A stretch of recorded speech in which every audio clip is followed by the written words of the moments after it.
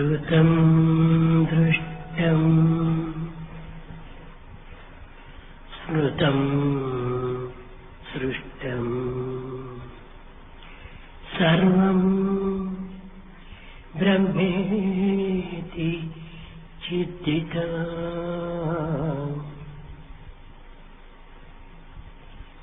सर्वतो विदुषिच्चित्तम्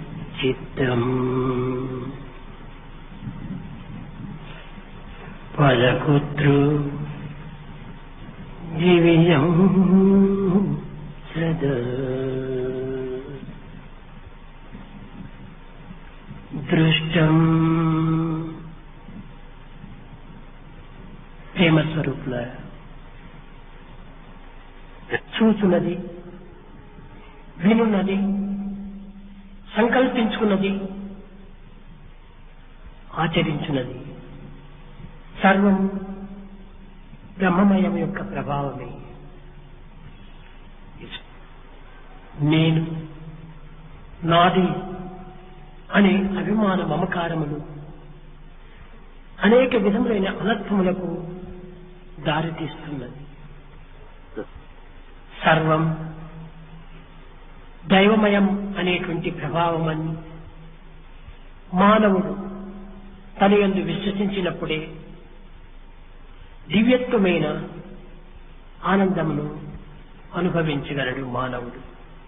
నిత్య జీవితము కేవలము భౌతికంగా, నైతికంగా, ప్రాకృతికంగా, స్థూలంగా మాత్రమే తన యొక్క కార్యకలాపమునకు పాల్గొంటున్నాడు.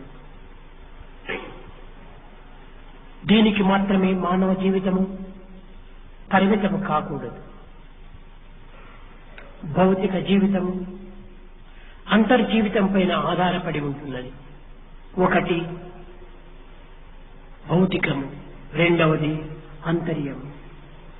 కానీ ఈ భౌతిక ప్రపంచము అంతర్యమైనటువంటి ఈ ప్రపంచం పైన ఆధారపడి ఉంటున్నది. భౌతిక జగత్తు ఒక విశాలమైన, అగాధమైన, అనంతమైన భవనం. కానీ భవనమునకు పునాది ఎంత భద్రంగా ఉండవలనో అంత భద్రంగా ఉండవలసి వస్తుంది. పునాది ఏ భద్రంగా లేకుండా భవనము కూలిపోతుంది. కనుకొని బాహ్యమైన, బహిర్ముఖమైన, ప్రాకృతమైన, స్థూలమైన ఈ జగత్ భవనములకు అత్యంత సూక్ష్మమైన, అనంత శక్తివంతమైన మనస్సే దీనికి పునాది. కనుక మనస్సు అనేటువంటిది శక్తివంతముగా అయినప్పుడే మనిషి కూడాను మహా శక్తివంతుడుగా అభివృద్ధి కాగలడు. కేవలం మానవుడు మాత్రమే కాదు, మానవుని వల్ల సమాజం కూడాను శక్తివంతంగా రూపొందుతుంది. కేవలము సాంఘికం మాత్రమే కాదు, సొసైటీ మాత్రమే కాదు, జాతీయత కూడాను భద్రంగా నిలిచగలుగుతుంది. కనుక ఈ జాతీయత భద్రత సమాజం పైన ఆధారపడి ఉన్నది. మనస్సు సరియైనదిగా ఉండినప్పుడే మనస్సు మనిషి దివ్యమైనటువంటి వాడిగా రూపొందుతాడు. మనస్సు కలవాడే మనిషి, మనస్సే లేకుండిన మనిషే లేడు. కనుక అంతర్భూతమై అగోచరమైనటువంటి ఈ యొక్క మనస్సు అనే పునాది సరైనటువంటి స్థితిలో ఉండినప్పుడే మనిషి అని గోచరించేటువంటి ఈ స్వరూపము సరైనటువంటి యొక్క స్థితిని అందుకోగలడు. ఈనాటి ఆధునిక యుగమునందు అనేక విధములైనటువంటి మార్పులు కలుగుతూ వచ్చాయి. సిరి సంపదలక లోటు లేదు, భోగ భాగ్యములక ఏ విధమైనటువంటి యొక్క లోటు లేదు, విలాస విహారములక తక్కువ లేదు. కానీ ఈనాటి మానవుడు నిరంతరము నిరాశచే, నిస్పృహచే, నిష్ఠూరములచే కృంగిపోతున్నాడు. దీనికి కారణమేమిటి? దీనికి మనస్సు అనేటువంటి యొక్క దివ్య శక్తిని సరైనటువంటి విధంలో వినియోగించుకోలేకపోవటమే ఈ అశాంతికి, నిరాశకు, నిస్పృహకు కారణమవుతుంది. మనిషికి మధ్యలో అనేక విధములైనటువంటి యొక్క సమస్యలు పెరిగిపోతున్నవి. ఈ సమస్యల యొక్క ప్రభావం చేతనే అనేక విధములైనటువంటి ప్రమాదములు కూడాను సంభవిస్తున్నవి. కనుక మనశ్శక్తిని సరైనటువంటి విధంలో మనము వినియోగించుకోవటానికి తగిన కృషి చేయాలి. ఈనాటి మానవుని యొక్క మనస్సు కేవలము ఒక ఉన్మత్తంగా మారిపోతుండాలి. కారణమేమనగా ఈ మానవ మనస్సు ఇంద్రియములకు మితిమీరినటువంటి స్వేచ్ఛను అందిస్తూ వస్తుండాలి. ఈ యొక్క ఇంద్రియముల యొక్క మితిమీరిన స్వేచ్ఛనే మానవుని మతిని ఉన్మత్తునిగా మారుతున్నారు. ఈనాటి ప్రపంచమంతా కూడాను రెండు విధములైనటువంటి ఉన్మత్తముతో కాలమును గడుపుతూ ఉండదు. ఒకటి ధనోన్మత్తము,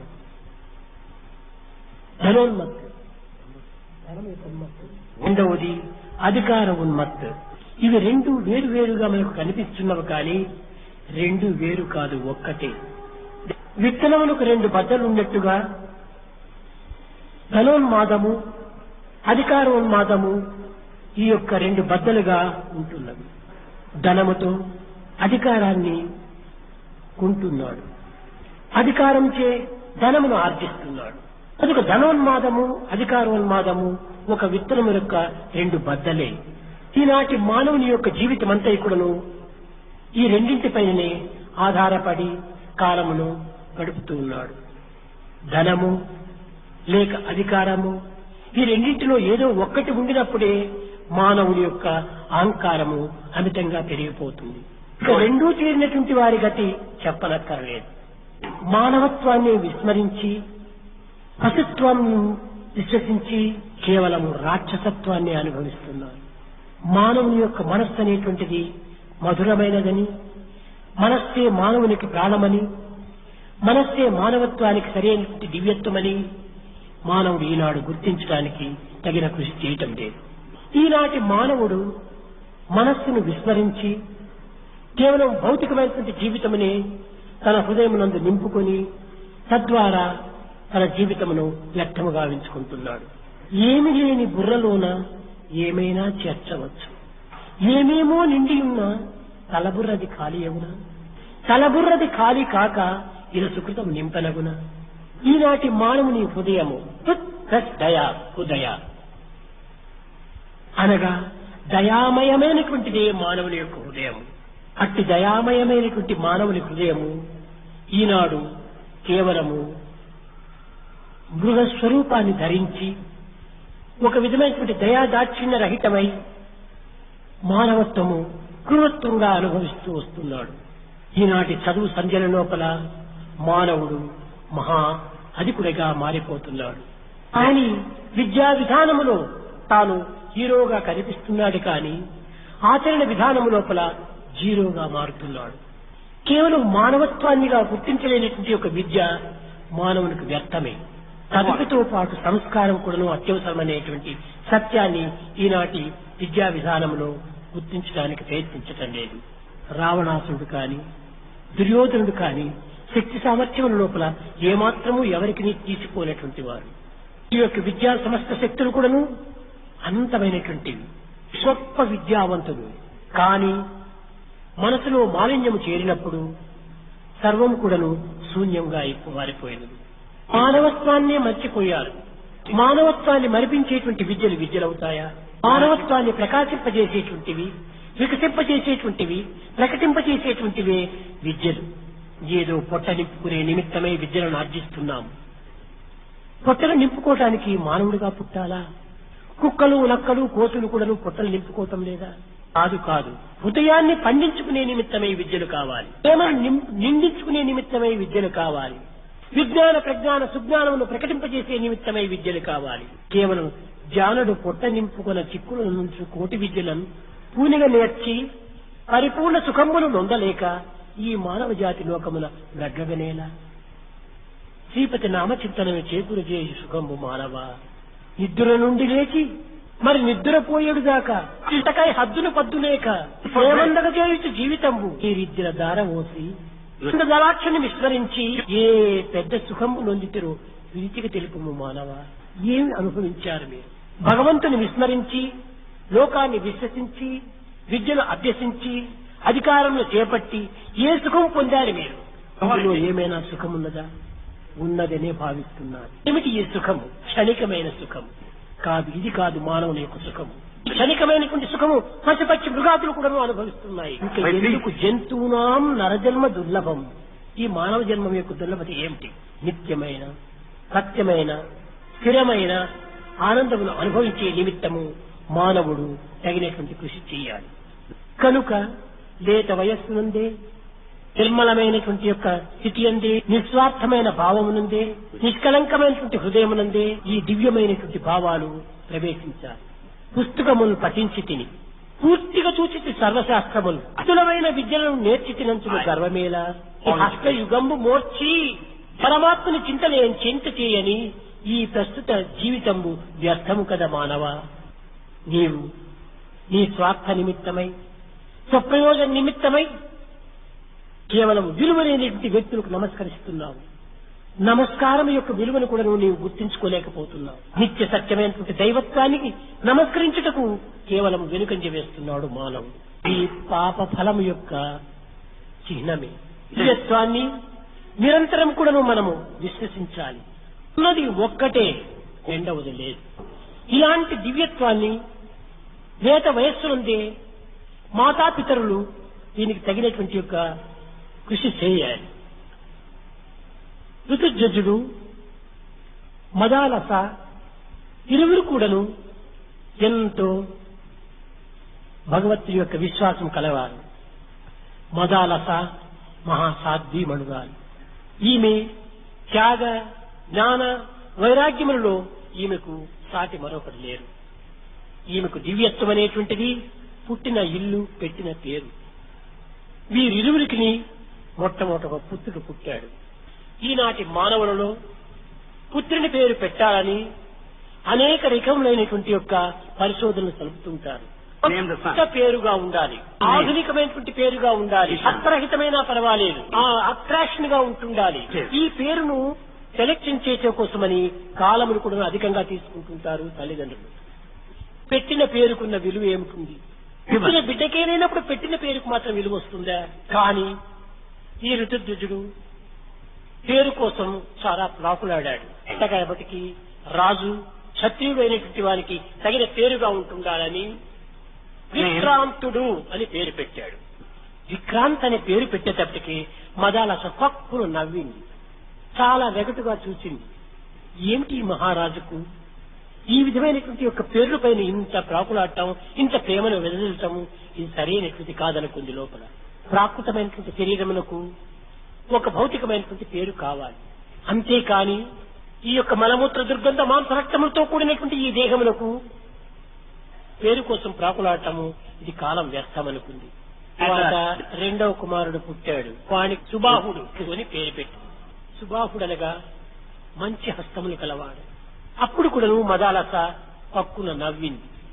కానీ రాజుకు చాలా అవమానంగా కనిపించింది. తాను పెట్టిన పేర్లకు ఏమాత్రము విలువ లేదని మదాలస హాస్యం చేస్తున్నట్టుగా భావించాడు. సరే, కొంతకాలమునకు మూడవ పుత్రుడు పుట్టాడు. ఈ యొక్క ఋషిపుత్రుడు మదాలస, నా పేరు నీకంత ఇష్టంగా లేదు, నీవే ఈ పిల్లవాడికి పేరు పెట్టుకోమని చెప్పని ఆమెకే వదిలిపెట్టాడు. కానీ ఈ ప్రపంచమునకు ఏదో ఒక పేరు ఉండాలి కదా.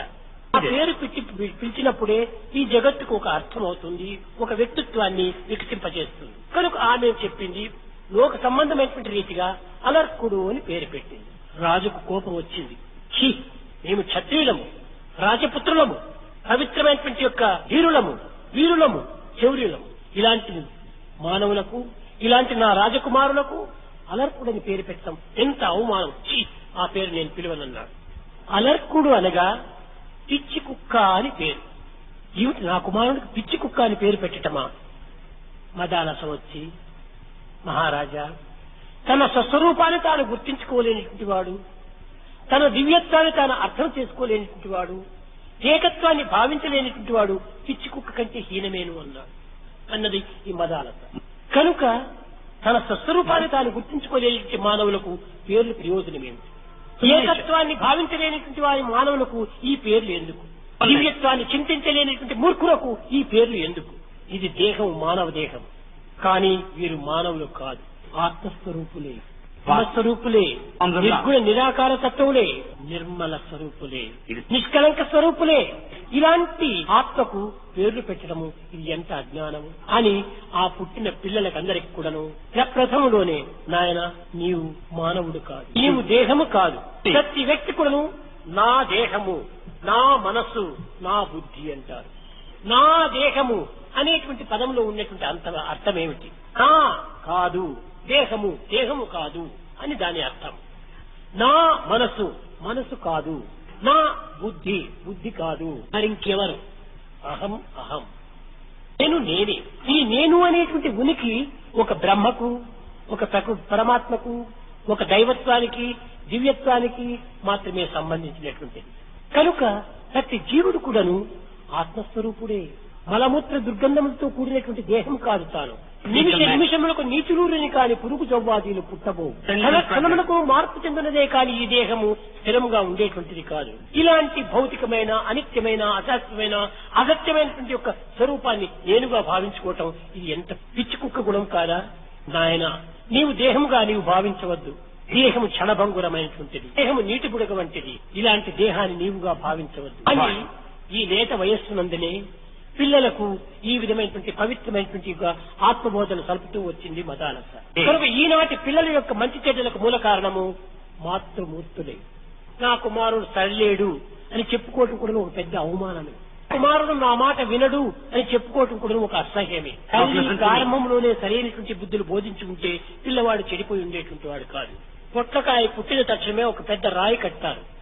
పెరిగే కొలది కూడా రాయి యొక్క ప్రమాణం కూడా పెరుగుతూ వస్తుంది. రాయికి కట్టకపోతే ఆ పొట్లకాయ వంకర టింకరగా మారిపోతుంది. పుట్టిన తక్షణమే పిల్లవాడికి క్రమశిక్షణ, ఆత్మతత్వము అనేటువంటి ఒక రాయిని దానికి ఒక డిసిప్లిన్ గా కట్టాలి. ఆ విధమైనటువంటి డిసిప్లిన్ లేత వయస్సునందు నేర్పలేకపోవటం చేతనే తల్లులు ఈ విధమైనటువంటి కుమారుల యొక్క దుఃఖములకు గురి అవుతున్నారు. అదాలస ప్రప్రథమంలోనే తాను బోధిస్తూ వచ్చింది. నాయనా నీవు కుమారుడు కాదు, నేను తల్లిని కాదు. మన ఇరువురు కూడాను సచ్చిదానందం యొక్క స్వరూపం లేదు. సముద్రం లోపల అనేక అలలు పుడుతున్నాయి. ఒక అల తర్వాత మరొక అల ప్రారంభమవుతుంది. కానీ అన్ని అలలు కూడాను సముద్రంతో సంబంధించినవే కానీ అలలు ప్రత్యేకమైనవి కాదు. కనుక నీవు, నేను, రాజు, ప్రజలు సర్వులు కూడాను ఈ సచ్చిదానందం అనేటువంటి సాగరం లోపల అలలమే కానీ మరొకరం కాదు. ఎందుకు నీవు కుమార భావాన్ని చింతిస్తున్నావు?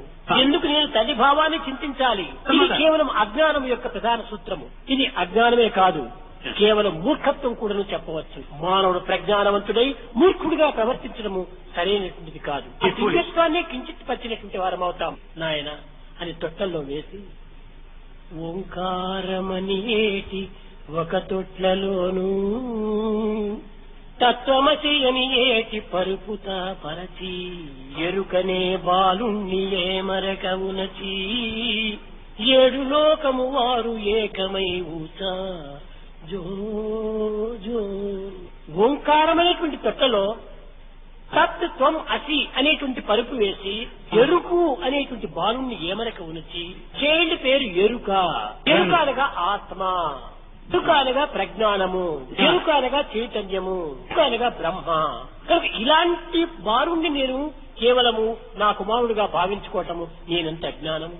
ఈ విధమైనటువంటి తల్లులు ఆ కాలము లోపల అనేక విధమైనటువంటి యొక్క సత్యాన్ని గుర్తించి పిల్లలకు బోధించి వారికి పరిశీలన సరిపించి దివ్యత్వమైనటువంటి యొక్క ఆత్మతత్వాన్ని అనేక రకములుగా నూరి త్రాపించారు.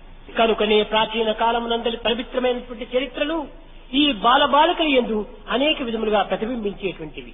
తల్లి తండ్రులు అంటే వారిని ఎంతో గౌరవించి ప్రేమించేటువంటి వారు. పెద్దలను గౌరవించని, తల్లిదండ్రులను ప్రేమించని, గురువులను విశ్వసించని మానవ జీవితం ఇది ఒక జీవితమా? బాల్యములో బంధువులను, కౌమారంలో గురువును, యవ్వనంలో పెద్దలను, వార్ధక్యంలో ఋషులను సంతోష పెట్టలేని మానవ జీవితము కేవలం ఒక పశు జీవితం అనే చెప్పవచ్చు. బాల్యములో బంధువులను సంతోష పెట్టాలి, కౌమారంలో గురువులు సంతోష పెట్టాలి, యవ్వనంలో పెద్దలను ఆనందపరచాలి, ఉచితమైన మార్గంలో ప్రవేశించకూడదు, వార్ధక్యంలో ఋషులను సంతృప్తి పరచాలి. ఇది బాల్య కౌమార యవ్వన వార్ధక్యములకు ప్రభావము. మధ్యలో కదిలిపోయేటువంటి మేఘముల వంటి ఈ యవ్వనత్వాన్ని మురిచిపోయి మానవత్వాన్ని మర్చిపోయి కేవలము ఒక విధమైనటువంటి యొక్క అహంకార మమకారముల చేత జగత్తునే తూలనాడుతున్నారు ఈనాటి బాలబాలికలు. ఇలాంటిది కాదు మానవత్వానికి సరైనటువంటి మణి. మానవత్వం మహాఘనమైనటువంటి మణి వంటిది. ఇది ఆత్మస్వరూపమైనటువంటిది. విలువ తెలియనటువంటి వారికి దీన్ని ఎంత బోధించినప్పటికీ అర్థం చేసుకోలేరు. కేవలము తులసిదాస్ చెప్పాడు, నామ నిరూపణ మూల రతనతి. రత్నము యొక్క విలువను తెలిసినటువంటి వాడే దీన్ని బందోబస్తు చేసి సరైన భద్రమైనటువంటి పెట్టెలో పెట్టి తాళం వేస్తాడు. ఈ వజ్రం యొక్క విలువను తెలియనటువంటి మూర్ఖులే ఏదో టేబుల్ పైన పేపర్ వెయిట్ గా పెట్టి దాన్ని అలక్ష్యం చేసుకుంటారు. అదే మానవత్వం అనేటువంటి విలువను తెలిసినటువంటి వాడు దీనిని బజార్లో మసిబొగ్గులు అమ్ముకోవడానికి ప్రయత్నించడు. కనుక మొట్టమొదట మానవత్వం అంటే ఏమిటి, దీని విలువ ఏమిటి అనేటువంటి తల్లిదండ్రులు పిల్లలకు నేర్పాలి. ఏమి నేర్పగలరు? వారికే లేదు ఆ గుణములు, పిల్లలకి ఏమి నేర్పగలరు? కనుక మొట్టమొదటి తల్లిదండ్రులు కూడా నేర్చుకోవాలి. ట్యాంక్ లో పరిశుద్ధమైనటువంటి నీరు నింపినప్పుడే ట్యాప్ లో పరిశుద్ధమైన నీరు కూడా వస్తుంది. ట్యాంక్ లో మలినమైన నీరు నింపినప్పుడే ట్యాప్స్ లో మలినమైన నీరు వస్తుంది. భావం తద్భవతి, యథా రాజా తదా ప్రజ, యథా తండ్రి తదా కుమారుడు. తండ్రి ఎటువంటి వాడో తల్లి ఎటువంటిదో బిడ్డలు అలాంటి వారిగా తయారవుతున్నారు. మాతృమూర్తులు ఆధారమైనటువంటి దివ్యమైనటువంటి ప్రపంచములకు ఏకమైనటువంటి ఒక తత్వాన్ని బోధించేటువంటి దైవత్వాన్ని విశ్వసించుకుంటూ రావాలి. ఈనాడు దైవ ప్రీతి కాని పాప భీతి కాని లేకపోవటం చేతనే సంఘ నీతి కూడాను లేకపోతున్నారు. సంఘంలో ప్రీతికైనా మనము గౌరవాన్ని నిలుపుకోగలుగుతున్నామా? అందరూ నన్ను గౌరవిస్తారని భావిస్తున్నాడు. ఇది చాలా పెరిగితనం. అయ్యా నమస్కారం అంటే నన్ను గౌరవించారా అనుకుంటున్నారు. లోకరీతిగా ఆర్టిఫిషియల్ గా నమస్కారం అంటున్నారు కానీ లోపల వాడురా అని అలక్ష్యం చేస్తుంటారు. నమస్కారం చేయకపోయినా పర్వాలేదు, హృదయంలో చాలా గుణవంతుడు అనేటువంటి మంచి పేరు తెచ్చుకుంటే చాలు. కనుకని ఈ భౌతికమైన ప్రాకృతమైన లౌకికమైన స్థూలమైన ఈ జగత్తులోనూ కేవలం స్థూలమైన భౌతికమైనటువంటి మర్యాదల్ని ఆశిస్తున్నారు కానీ, ఈ పదవుల్ని ఆశిస్తున్నారు కానీ, కేవలం ఘనతల్ని ఆశిస్తున్నారు కానీ, ధనముని ఆశిస్తున్నారు కానీ, దీనికి అన్నిటికీ ఆధారమైనటువంటి మన మనోబలాన్ని ఏమాత్రం కూడా మనం ఆశించడం లేదు. ఎంతకాలం నిలవగలదు? కనుక మన ఏవ మనుష్యానాం కారణం బంధమొచ్చేవు. మనసే మన జీవితానికి పునాది. మనసు మహా పవిత్రమైనటువంటిదిగా ఉంటుండాలి. మనసు చాలా ఉత్తమమైనటువంటిదిగా ఉంటుంది. మనసు చాలా నిర్మలమైనటువంటి, మనసు నిస్వార్థమైనటువంటి. మనసు స్వార్థమైనప్పుడే మనిషి స్వార్థుడైపోతాడు. మనసు మాలిన్యమైనప్పుడే మనిషి కూడా మాలిన్యమవుతాడు. అతి మలినమైనటువంటి మనిషి యందు అన్ని చూపులు మలినమే, శ్రవణము మలినమే, తాకు మలినమే, చేతులు మలినమే, సర్వం మలినమే అయిపోతుంది. In a dirty man, looks are dirty, talk is dirty, listening is dirty, everything is dirty. కనుక మొట్టమొదటి మనసు పరిశుద్ధమైనటువంటిదిగా ఉంటే పరులన్నీ పరిశుద్ధమైనవి, చూపులన్నీ పరిశుద్ధమైనటువంటివి, పరులంతా పరిశుద్ధమైనటువంటివిగానే ఉంటాయి. మన హృదయం అనేటువంటి ఒక పెద్ద పాత్ర. దీంట్లో పరిశుద్ధమైనటువంటి మనసును మనం నింపుకున్నప్పుడు దీనికి దశేంద్రియమైనటువంటి రంధ్రములు ఉంటున్నాయి. ఏ రంధ్రము నుంచి వచ్చినప్పుడు కూడా పరిశుద్ధమే వస్తుంది కానీ మరొకటి రాదు. కనుక మనం ఏమి చెయ్యాలి? ఉన్నది ఒక్కటే. ఏకం సత్విప్రాహోదావదంతి. ఒక జ్యోతిని పెట్టాము, ఒక్కటే అది. 10 రంధ్రములు పెట్టినటువంటి కుండలు దానిపైన బోల్డించాము. ఆ 10 హోల్స్ నుంచి కూడాను 10 జ్యోతులుగా కనిపిస్తుండాలి. దానిపైన దట్టమైనటువంటి ఒక బట్టని కప్పాము. ఆ జ్యోతులు కూడా కనిపించడం లేదు.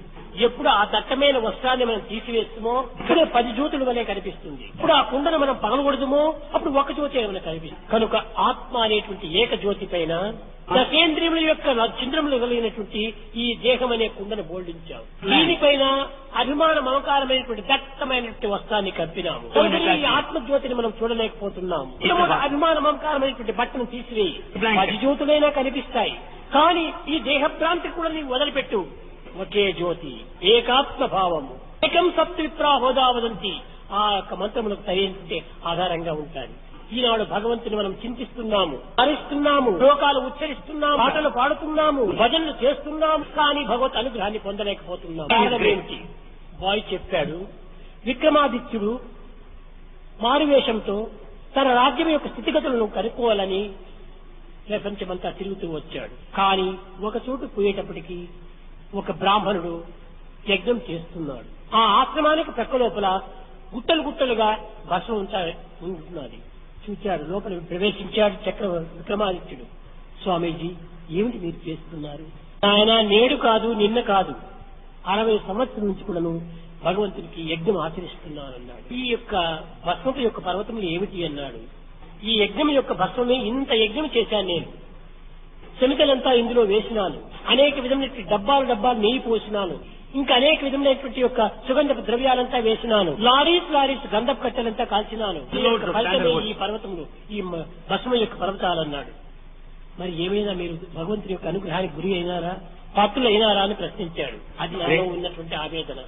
ఒకనాడైనా భగవంతుడు నాకు దర్శనం ఇవ్వలేదు, స్వప్నంలోనైనా కనిపించలేదు, ఒక దివ్యమైనటువంటి యొక్క విజన్స్, ఒక విధమైనటువంటి చిహ్నములైనా కనిపించలేదు అన్నాడు. విక్రమాదిత్యుని మనస్సు కరిగింది. ఆశ్రమం లోపలనే కూర్చున్నాడు, భగవంతుని ధ్యానించాడు. చిత్తశుద్ధితో భగవంతుడు అతనికి ప్రత్యక్షమై, రాజా, ఏం కావాలి నీకు కోరుకోమన్నాడు. నాకేమీ అక్కర్లేదు, నా రాజ్యం లోపల ఇలాంటి మహాప్రభువులు, ఇలాంటి బ్రాహ్మణులు, ఇలాంటి పండితులు, ఇలాంటి యజ్ఞ పురుషులు ఉంటున్నారు. కానీ ఇతను వృద్ధుడైనాడు, 60 సంవత్సరం నుంచి కూడా తమ యజ్ఞం ఆచరిస్తున్నాడు. అతనికి ఎందుకు మీరు దర్శనం ఇవ్వలేదు? అతనిపైన ఎందుకు నీ అనుగ్రహ వర్షాన్ని కురిపించలేదు? పక్కున నవ్వాడు పరమాత్ముడు. రాజా, యజ్ఞం చేసేది చూస్తున్నావు, గుట్టలనంతా చూస్తున్నావు. నేను భావప్రియుడినే కాని బాహ్యప్రియుడిని కాదు.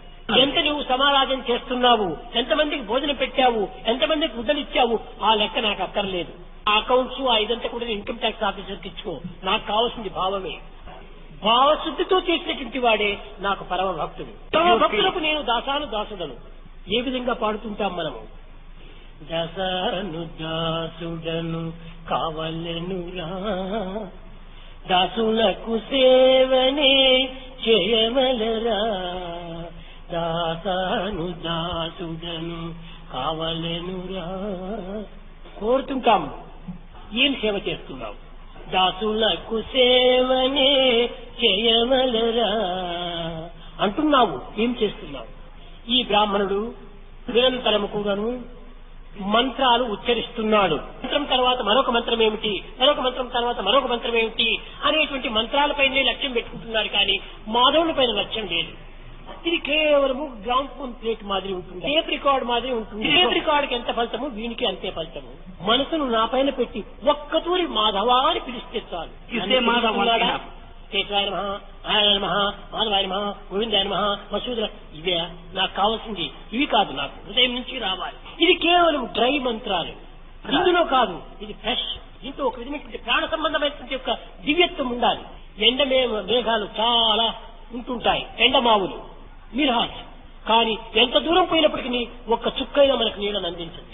నీళ్ల వలే, కానీ అవి నీళ్లు కాదు. నీవు చూస్తున్నారు కేవలం భక్తితో యజ్ఞం చేసినట్టుగా కాదు, కేవలం తన యొక్క శక్తి సామర్థ్యాన్ని ప్రకటించుకుంటున్నాడు. అలాంటివి నాకు అక్కర్లేదు. భజన చేస్తున్నామంటే ఈ భజన తర్వాత ఇంకో భజన ఏమిటి, ఈ పాట తర్వాత మరొక పాట ఏమిటి, తాళం ఏమిటి, రాగం ఏమిటి, దీనిపైన పోతున్నారే కానీ భావాన్ని ఏమైనా కించిత్ అయినప్పుడు భగవంతునిపై నిమిస్తున్నారా? అలాంటి వారికి ఎలాంటి ఫలితం వస్తుంది? ఎంత మాత్రమున ఎవరు తలచిన అంత మాత్రమే నేను.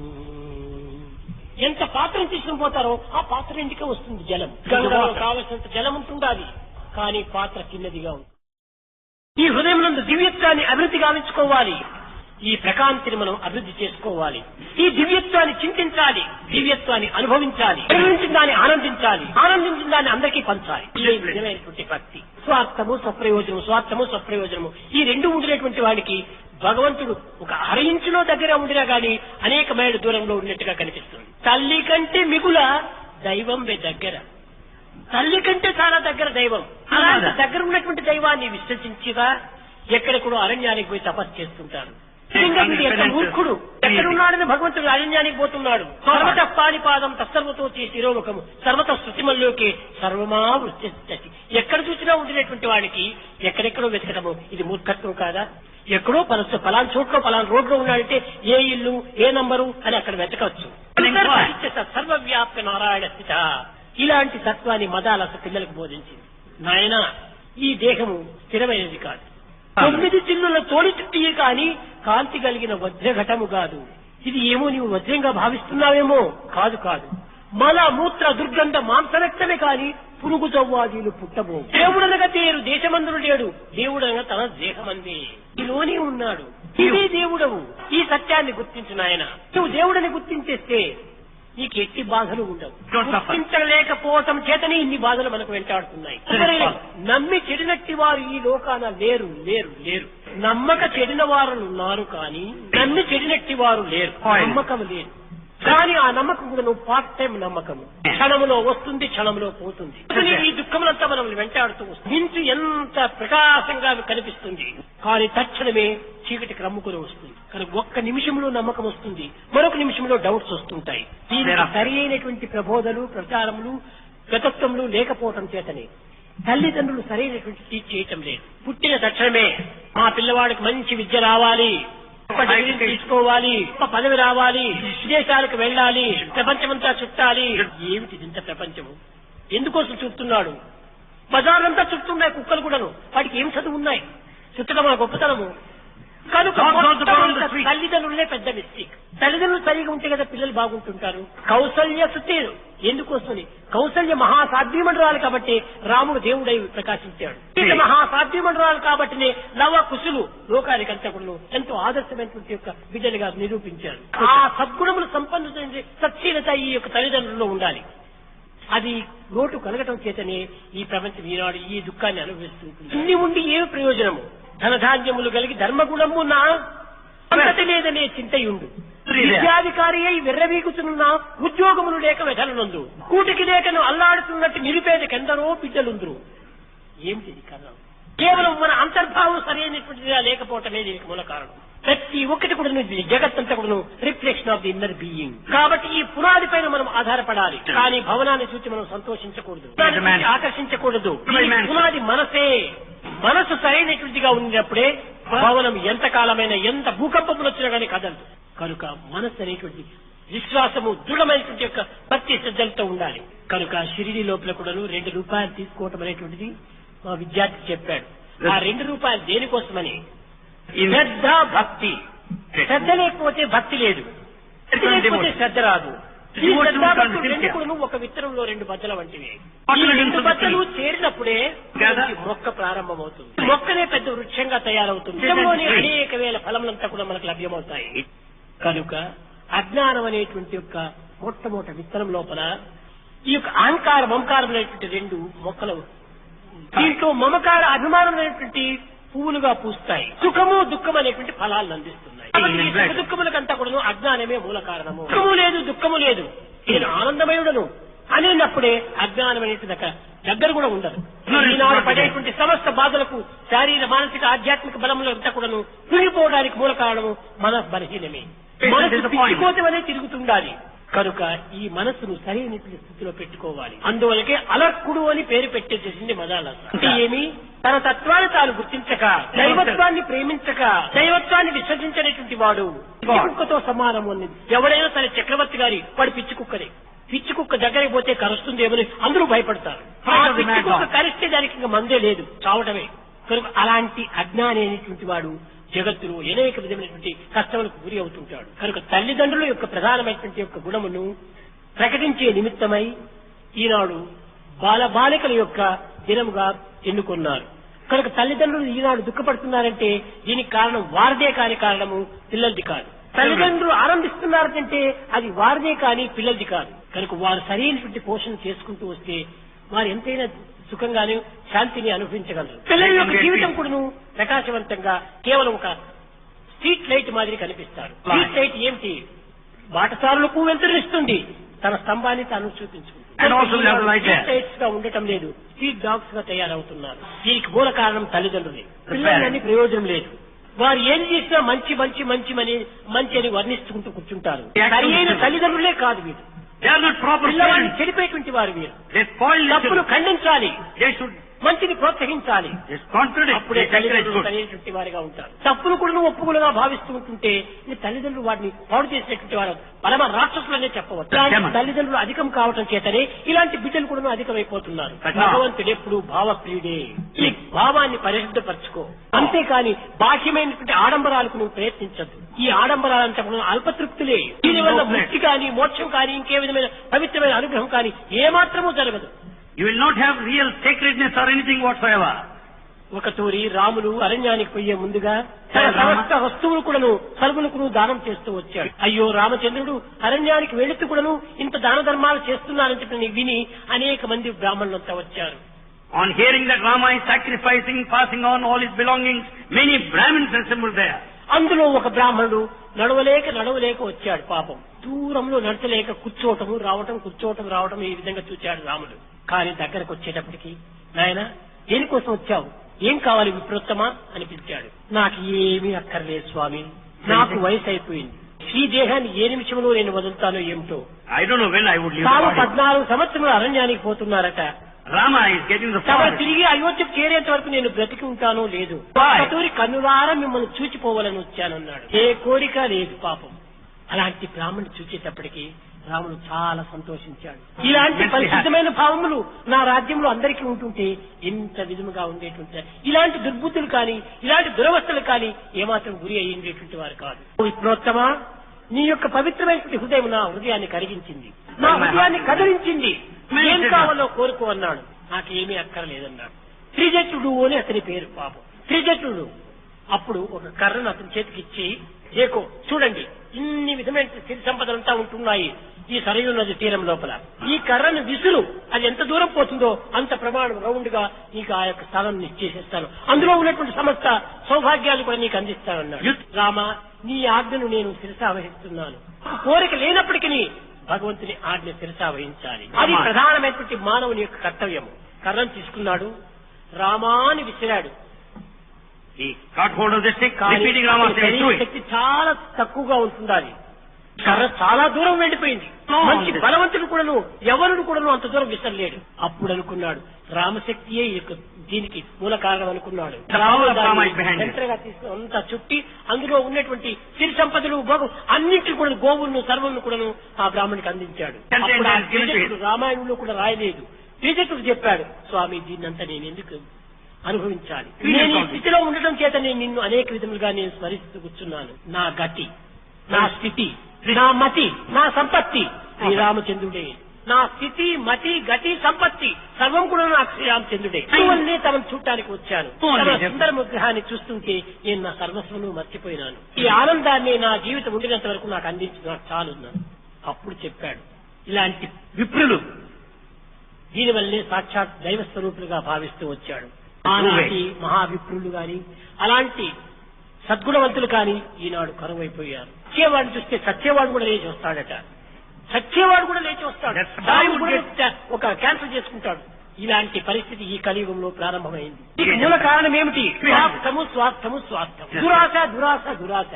ఆశకు ఒక పరిమితమే లేదు. ఇంకా ఉండినా ఇంకా కావాలి, ఇంకా కావాలి, ఇంకా కావాలి. దురాశే దుఃఖములకు కారణము. మనకు ఆశపడవలసింది ఏమిటి?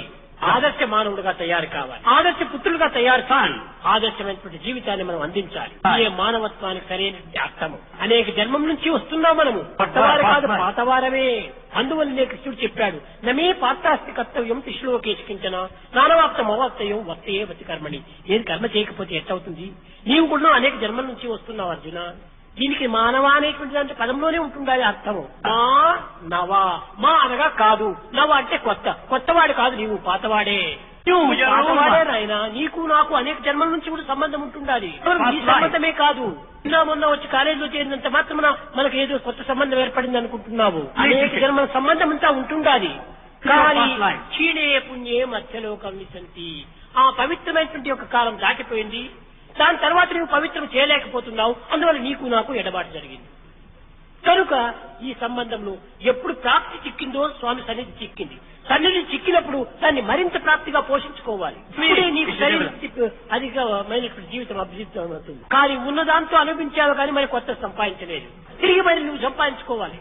ఎలక్షన్ లో నిలిచావు, 5 సంవత్సరం నీవు అసెంబ్లీ హాల్లో పోయి కూర్చున్నావు, ఒక సంవత్సరం తగ్గిపోతూ వచ్చింది, బయటకు రావాల్సిందే, చూడడానికి అధికారం లేదు, తిరిగి కూర్చోవాలంటే తిరిగి నువ్వు ఎలక్షన్ నిలిచాల్సిందే. అదే రీతిగానే ఈ యొక్క పుణ్యం ఉన్నంత వరకు ఉండినావు సమీపంలో, పుణ్యం క్షీణించింది, క్షీణించడానికి నీ ప్రవర్తనే కారణము, ఆ ప్రవర్తన చేతనే క్షీణించిపోయింది ఈ పుణ్యము. తిరిగి దాన్ని సంపాదించుకోవాలంటే తిరిగి పుణ్యం నువ్వు సంపాదించుకోవాలి. అది మనుషుల యొక్క ప్రవర్తనతో వచ్చేటువంటిదే కానీ భగవంతు యొక్క అనుగ్రహంతో లభించేటువంటిది కాదు. ఈనాడంతా కూడా నెగిటివ్ థాట్స్ అంతా లోపల పెట్టుకున్నాం మనం, కానీ పాజిటివ్ పవర్ ను ఆశిస్తున్నాము. అదే పెద్ద తప్పు. నీ హృదయం నుంచి నెగిటివ్ థాట్స్ పోవాలి, ముందు పాజిటివ్ థాట్స్ రావాలి. కొనేది వంకాయలు, ముసలరిగేది గుమ్మడికాయలు. కనుక మనం లోపల మనం ఆ నెగిటివ్ ను మనం తీసివేయాలి. అంతా నెగిటివ్ థాట్సే. కనుక నీకు పాజిటివ్ అయిన భగవంతుడు నీకు ఎట్లా లభిస్తాడు? మొట్టమొదటి ఈ నెగిటివ్ థాట్స్ కడిగి వేసేసి సరైనటువంటి యొక్క నిర్మలమైన నిశ్చలమైనటువంటి యొక్క భావం నీలో ప్రాప్తిస్తుంది. దుస్సంగముల చేత దుర్బోధనలే వస్తుంటాయి, చేత దుశ్చర్యలే ఆచరిస్తాడు, దుఃఖముని అనుభవిస్తాడు. కనుక మొట్టమొదటి దుస్సంగాన్ని దూరం చేసుకోవాలి. Run away from bad company. బాగుపడతావు. ఎంతకాలమైనప్పుడు కూడా ఈ దుస్సంగం ఉండినంత వరకు కూడాను భగవంతుడికి అత్యంత దూరమే. ఈ దుఃఖము తప్పినది కాదు, ఎవరో ఇచ్చినది కాదు, నీవు సంపాదించుకున్నటువంటి. కనుక భగవంతుని భజన చేసినా, భగవంతుని కీర్తనలు పాడినా, భగవంతునికి నామస్మరణ చేసినా హృదయం నుండి రావాలి. కేవలం పెదవుల నుంచి వచ్చి ప్రయోజనం లేదు. పెదవుల నుంచి వచ్చేటువంటి నామస్మరణ కంటే చేతులతో చేసిన సేవ చాలా మేలు అన్నాడు. కనుక ఇవన్నీ కూడా కేవలం ఒక ఆడంబరంగా ప్రకటించేటువంటివి. ఇంత పర్ఫెక్ట్ షో కాదు. ప్రాణం పోయిన తర్వాత కూడా హార్ట్ లంగ్ మిషన్ పెట్టే ఊగిరెట్టిగా ఉంటుంది ఆ దేహము. ఈ ఆడేది హార్ట్ లంగ్ మిషన్ యొక్క ప్రభావమే కానీ నిజమైన ప్రాణం లేదు అక్కడ. లాగతాడానికి వచ్చేటువంటి సౌండ్లే కానీ ఈ పెదవుడివి హార్ట్ నుంచి వచ్చినవి కాదు. హార్ట్ నుంచి వచ్చినటువంటివి అయితే హార్ట్ను మర్చిపోతాడు, హార్ట్ను చూస్తున్నాడు, హార్ట్ను మర్చిపోతున్నాడు. ఈనాటి కలియుగ ప్రభావం. కనుక మనం హార్ట్ను మర్చాలి, హార్ట్ను పెంచాలి. సో ఇప్పుడు భగవంతుని హార్ట్లో పెట్టుకోవాలి. కనుక భగవంతుని యొక్క స్మరణ చేయాలంటే హృదయం నుంచి రావాలి, ఉప్పొంగాలి, సాధాత్మ భావన పొందాలి. ఉన్నాము ఆశ్రమంలో 20 ఏళ్ల నుంచి ఉంటున్నాము, ఏమి స్వామి అనుగ్రహం రాలేదు. ఇది ఎట్లా ఉందంటే 60 సంవత్సరం యజ్ఞం చేశాడు చూడు, ఆ ముసలి వాడి వల్లే ఉంటుండాలి. ఆశ్రమంలో ఉంటున్నావు 20 సంవత్సరం నుంచి, కానీ ఏం చేస్తున్నావు? లోకాభిరామాయణం అంతా వాడి చింతన వీడి చింతన అంతా చేస్తున్నావు, దైవ చింతన ఎంత మాత్రం చేస్తున్నావు? శ్రమనే. ఆశ్రమం యొక్క ప్రభావాన్ని, ఆశ్రమం యొక్క నియమాన్ని, ఆశ్రమం యొక్క పద్ధతిని, ఆశ్రమం యొక్క స్థితిని మనం ఎంతవరకు పోషించుకుంటున్నాం? బాడీ ఆశ్రమంలో, బుద్ధి బజార్లో కాదు. Hands in the society, head in the forest. అది కావాలి నాకు. హెడ్ లో ప్రతి ఎవరి చింతను చేర్చకూడదు, ఒక దైవ చింతన తప్ప. అది నిజమైనటువంటి స్మరణ. జన బినా సుఖ శాంతి నహీ,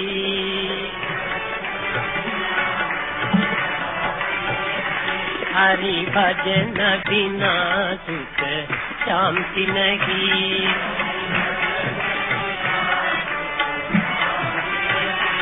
हरि नाम बिना आनंद नहीं,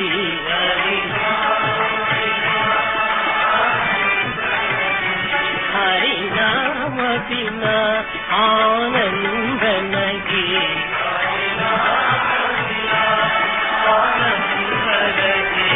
हरि भजन बिना शांति नहीं, हरि भजन बिना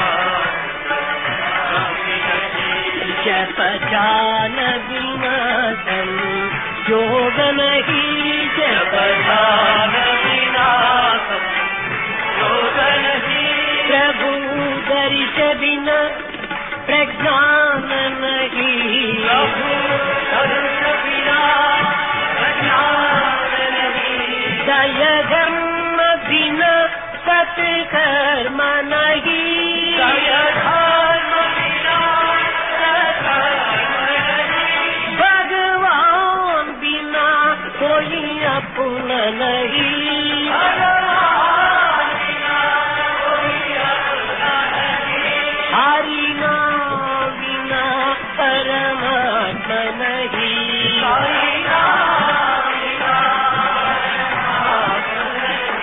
हरि नाम बिना परमात्मा नहीं,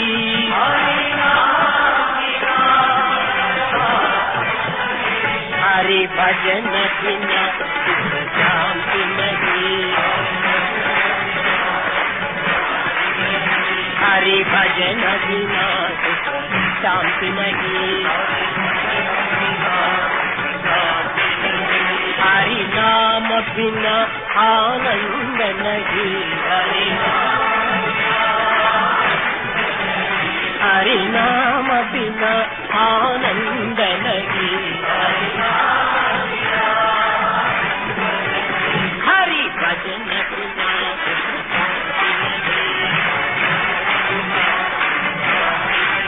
हरि भजन बिना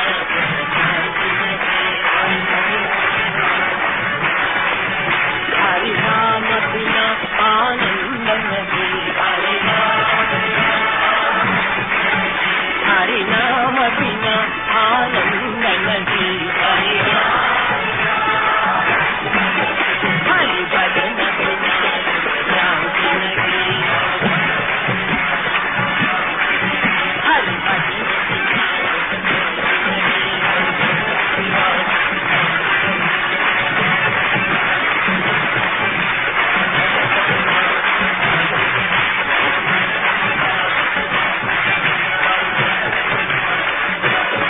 हरि नाम बिना आनंद नहीं, हरि भजन बिना सुख शांति नहीं, सुख शांति नहीं, सुख शांति नहीं।